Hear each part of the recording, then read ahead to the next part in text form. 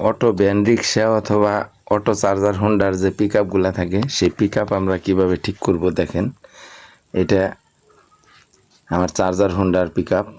এটা auto van rickshaw সবগুলাতেই এরকমই থাকে। আপনারা ঠিক করার জন্য প্রথমে এভাবে টান দিয়ে খুলে নেবেন, একটা স্প্রিং সহ খুলে যাবে। তারপরে এই কভারটা এভাবে স্ক্রুড্রাইভার দিয়ে চাপ দিয়ে দিয়ে খুলে ফেলবেন। দেখুন আমি কিভাবে ঠিক করি। এভাবে আপনাদের যে কোনো পিকআপ একদম ফ্রিতে ঠিক করতে পারবেন। পিকআপ ঠিক করতে কোনো টাকা পয়সা লাগবে না, কোনো যন্ত্রও লাগবে না। যদি এখানে একটা সেন্সর ট্রানজিস্টার থাকে, এটা যদি নষ্ট হয়ে যায়, এই সেন্সর ট্রানজিস্টারটা 10 টাকা 15 টাকা দাম দিয়ে কিনে আপনি নতুন লাগিয়েও করতে পারবেন 10-15 টাকার মধ্যেই। আর যদি এটা নষ্ট না হয়ে চালাই ছুটে যায় বা ময়লা হয়ে যায়, তাহলে কিন্তু একদম ফ্রিতে ঠিক করতে পারবেন। দেখেন আমি এটা একটা খুলে ফেললাম। এটা সেন্সর ট্রানজিস্টারের মধ্যে একটা লেগ ভেঙে গেছিল। এটা 3টা লাইন থাকে, তার একটা লাইন ভেঙে গেছে।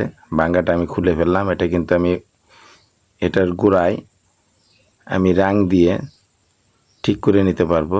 দেখেন আমি অন্য জ্বালাইটাকে ঠিক করলাম। তারপরে কোনারটা একটা কাটার দিয়ে ঘষে পরিষ্কার করে নেবেন। যে লাইনটা ভেঙে গেছে সে ভাঙা লাইনটাও জ্বালাই করতে পারবেন। এই দেখেন লাল তারের যে লাইনটা ছিল, এই লাল তারটাও এখানে আবার লাগিয়ে দিতে হবে।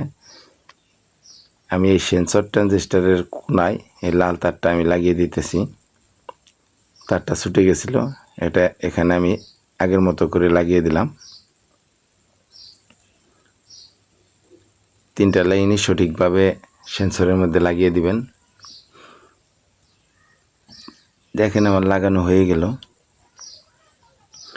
ভিডিওটি ভালো লাগলে আমাদের দিল ইলেকট্রনিক্স চ্যানেলটি সাবস্ক্রাইব করে রাখুন। এরকম ভালো ভালো ভিডিও পাওয়ার জন্য আমাদের দিল ইলেকট্রনিক্স চ্যানেলের পাশেই থাকবেন। আমরা প্রত্যেকটা ভিডিও সঠিক দিয়ে থাকি, কোনো ফেক ভিডিও পাবেন না। দেখেন আমি সেন্সরটা ঠিক করার পর এখানে এটার মধ্যে যেটা হ্যান্ডেল আপনি ঘুরান, এটা দেখেন এখানে আছে ম্যাগনেট দেওয়া আছে, স্টিলের মতো দেখতে দেখা যাবে। সেই ম্যাগনেটটা ময়লা পরিষ্কার করে দিবেন। তারপরে সেন্সর ট্রানজিস্টারটা আগের জায়গা মতো লাগিয়ে উপরে আঠা দিয়ে দিবেন, যাতে সেন্সরের গোড়া থেকে তার ছুটে না যায়। তারের গোড়ায় আঠা দিয়ে তারপরে আবার কভারটা লাগিয়ে ফেলবেন। দেখেন সেন্সর যেখানে ছিল সেখানে আমরা কভারটা লাগিয়ে ফেললাম। তারপর বাইট সাইডে যে তার বের হয়েছে যেখান দিয়ে, তারের গোড়ায় আঠা দিয়ে দিবেন, যাতে আপনার পিকআপটি অনেক বছর টিকবে, অনেক বেশি টাইম চলবে, মানে এটা সহজে নষ্ট হবে না। তারপরে এখানে এইভাবে স্প্রিংটা বসিয়ে দিবেন। স্প্রিংটা বসিয়ে এটা ভিতর সাইডেও বাজানোর মতো সিস্টেম আছে, দেখে সেইখানে এভাবে বসিয়ে একটু নড়াচড়া দিয়ে চাপ দিবেন।